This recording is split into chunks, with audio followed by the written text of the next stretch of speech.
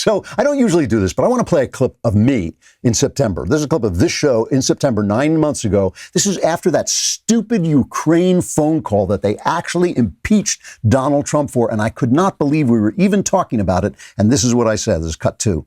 That's the way they covered all of them, Obama. Not the Fast and Furious scandal, not the IRS scandal, not the scandal now that they're not covering of Obama's obvious malfeasance among his intelligence operations, which, according to Andy McCarthy, Obama had to know about. He had to know they were doing this. He had to know this was a setup. This is a tremendous scandal, a tremendous threat to our polity, a tremendous threat to our freedom. Nothing Trump said to the Ukrainian president is a threat to your freedom. Nothing is going to take anything out of your pocket. Nothing is going to make it harder for you to speak politically like the IRS scandal did. So I always tell you, you get tomorrow's news today, right? And that's 9 months ago. Not only that, when they appointed Mueller in 2017, I think, when they appointed Mueller as special counsel, I said, this is the first big mistake of the Trump administration. This is absurd. It's just going to drag this out. Now we know that Mueller was only appointed to hide and rationalize what the Obama administration had done, what the FBI had done. The FBI had made a terrible mistake. They had blown up this Trump-Russian collusion thing. It was obviously going to blow up in their face. So they sent Mueller in to stretch it out. And that's why they went after Michael Flynn. They went after Michael Flynn to say, oh, no, this isn't a nothing burger. Look, we just convicted Michael Flynn. Now the Justice Department has thrown this out. Why do I know these things? Okay, no, obviously nobody really knows the future. But why do I hit these things? It's because I'm paying attention to the one thing that matters about every news story: how the story is told, and the fact that the story is told. Why are they talking about Ukraine? Why are they talking about this stupid phone call instead of talking about Obamagate? All the information you get comes to you through narrative distortion. And that's what I'm trying to talk about. And I think we, the right, get fooled by it all the time. And I'll show you how. All right. Let us talk a little bit about this Flynn thing, right? We now know that in January, Obama called, this is right after the election, right? Trump has now won. Trump calls in Sally Yates, who was the then head of the Justice Department, and James Comey, and they sit down together.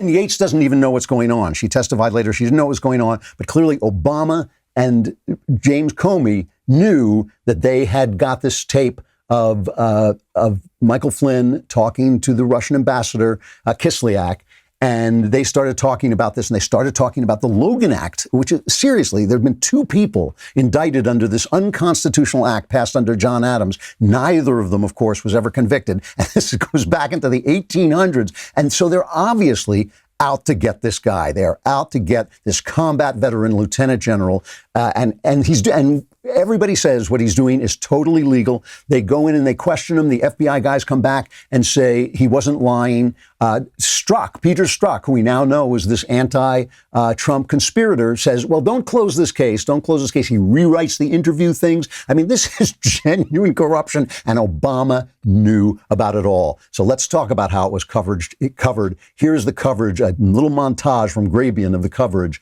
over this time. It's cut 3.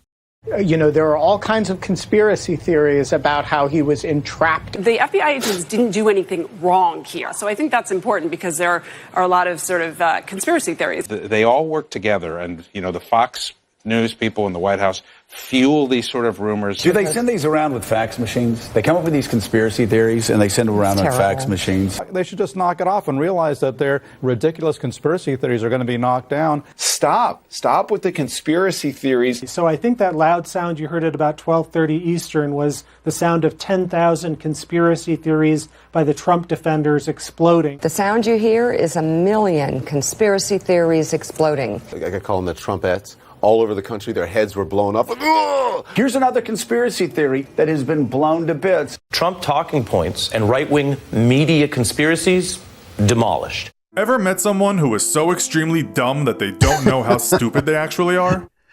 So now their conspiracy theory, that this was a conspiracy theory, and conspiracy theory, by the way, is a phrase that was invented by the CIA for disinformation. So they're using this, and now their conspiracy theory that it was a conspiracy theory has been demolished. Here's Brian Stelter complaining about this. This is cut 14.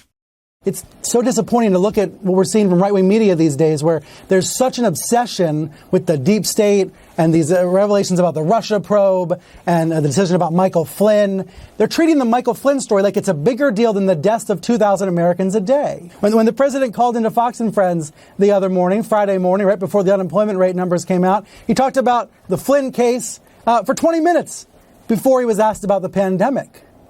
In what right mind is any scandal, any political scandal, any Department of Justice story more important to ask the president about than the pandemic that's raging? So in other words, it's like don't interrupt us when we're lying about the Chinese flu to tell us we were lying about Russia. That was yesterday's lie. Don't be bringing up yesterday's lie. We're on today's lie now. You do not want to interrupt me lying now with my lies from yesterday. And listen, I go after Brian Stelter. I don't usually like to go after a woman at this time of the month and all this. We like to have a little class and respect. We understand it's a normal thing, but the hormones are just getting a little crazy now. Obama, your hero. Stop, Brian. Stop, boy. Go back into the battle. All right. Obama, who we remember from his no scandal, administration that we heard was no scandal, scandal free. It was scandal free. It was scandal free on every network, every channel, except Fox News. I hate those Fox News who didn't say it was scandal free.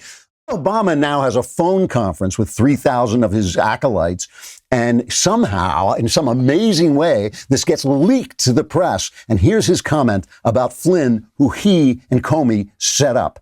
There is no precedent that anybody can find for someone who's been charged with perjury.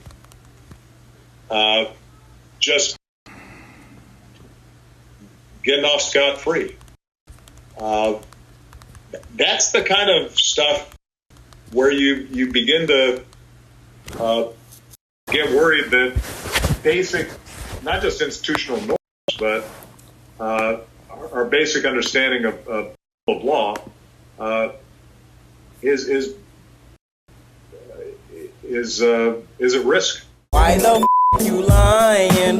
Why you always lying?